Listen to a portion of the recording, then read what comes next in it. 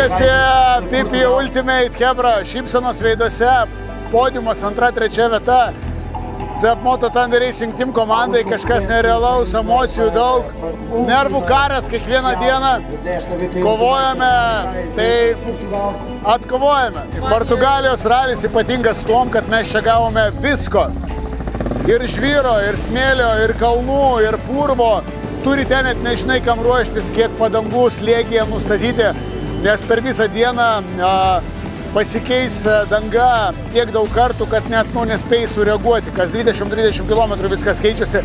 Iš esmės toks labai preciziškas darbas turi būti atliktas pilotų, nes čia nusirašyti tikrai yra vietų ant kiekvieno posūkio. Bet ralis žavingas ir yra tom, kad mes kalbame ne tik apie piloto kompetenciją, bet taip pat ir apie techninį pasiruošimą ir apie išgyvenimą trasoje. Tai yra daug sudėdamųjų ir tai yra ralis, daug kilometrų ir reikia juos išgyventi. Tai yra ne vienos dienos varžybos. Smagu sulaukti daug konkurentų, daug varžovų, žiauriai cool. Šiam raliui 9 balai. Kodėl ne 10? Galėtų biškį maistas būt skanesnis. Ačiū visiems, ačiū jums.